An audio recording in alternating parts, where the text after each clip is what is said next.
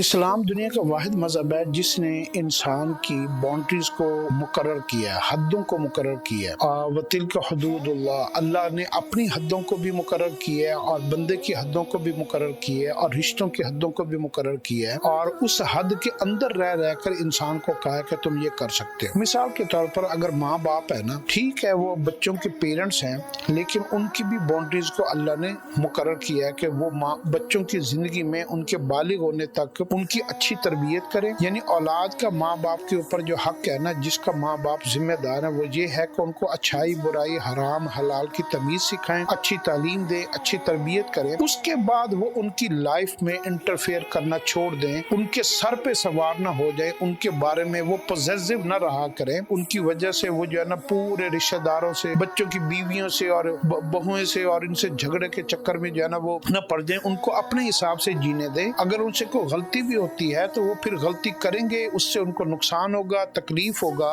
ہوگی تو وہ سیکھیں گے اور دوبارہ وہ غلطی سے بچیں گے۔ تو ماں باپ کی بھی حد کو مقرر کیا، بچوں کو بھی کہا کہ اگر ماں باپ اپنی زندگی میں اگر ایک خاص عمر کے بعد وہ ماں باپ کے فیصلوں میں نہ کودا کریں، اور ان کی زندگی میں اگر کوئی باپ دوسری شادی کر لیتا ہے اور ایک عورت کا خامد فوت ہو جاتا ہے، اس نے دوسری شادی کر لی ہے، تو ان کے ساتھ دشمنیاں بنا لینا، ماں باپ سے نفرتیں شروع کر لینا۔ ایک پیرنٹس غریب ہیں اور ان کے مالی حالات جو ہے نا کمزور ہیں، اور ان کے ساتھ ان کی نفرتیں بڑھ جانا کہ انہوں نے ہمارے لیے کیا کچھ نہیں ہے، تو یہ بچوں کی بھی باؤنڈریز اسلام نے مقرر کی ہیں، والدین کی بھی باؤنڈریز کی ہیں، رشتہ داروں کی بھی باؤنڈریز کی ہیں، حتیٰ کہ یہاں تک ہمیں حکم ہے کہ والدین جب دوپہر میں آرام کریں تو بچوں کو حکم ہے کہ وہ ان کے کمرے میں نہ جایا کریں، رات کو وہ ان کے کمرے میں بغیر اجازت کے نہ جایا کریں، اور فلاں کے گھر نہ جائیں۔ جب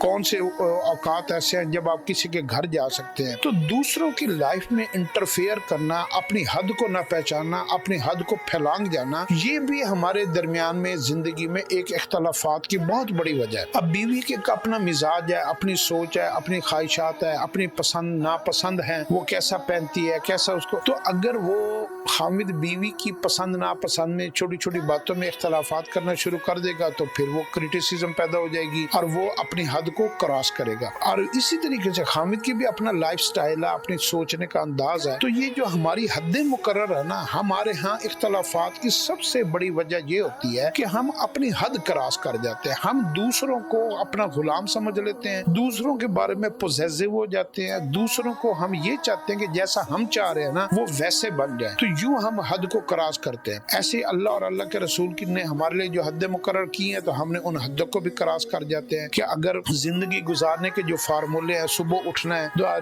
دن میں حلال کمانا ہے، محنت کرنی ہے، اللہ کے علاوہ کسی کے آگے ہاتھ نہیں پھیلانا، تو یہ مسلمان کے اوپر اللہ نے حدیں مقرر کی ہیں۔ تو عقیدے میں، سوچ میں، رہنے سہنے میں، بیٹھنے میں، اٹھنے میں، رشتوں میں، ہر چیز میں اسلام ایک مکمل کوڈ آف لائف ہے اور اس میں حد مقرر ہے۔ تو اپنی حدوں کو، پہلے تو تعلیم ہماری اسلام کی اتنی ختم ہوگی، ہمیں پتہ ہی نہیں ہے کہ ہماری حد کیا ہے، اور جب ہمیں حد کا پتہ نہیں ہوتا تو ہم کیا کرتے ہیں، جو ہمیں ناپسند ہوتا ہے نا تو ہم سارے کے سارے الزامات لگا کر دوسروں کے اوپر ڈال دیتے ہیں اور اپنی حد نہیں دیکھتے کہ اس میں نے کہاں تک رکنا تھا، کون سی بات کہنی تھی، کون سی نہیں کرنی تھی۔ تو یہی وجہ ہے کہ ہم جو ہے نا آپس میں اختلافات کے ایک نہ ختم ہونے والی جو ہے نا وہ جنگ میں پڑ گئے۔ اپنی حدوں کو اسلام کے ذریعے پہچانیں۔ آج کل گوگل کا دور ہے، آپ اسلام میں جو ہے نا وہ ڈیفینیشنز اور لیمیٹیشنز کو آپ سرچ کریں اور اسلام کے حدوں کے اندر رہیں، اور رشتوں کے حدوں کے اندر رہیں گے تو پھر آپ کو کبھی نقصان نہیں ہوگا۔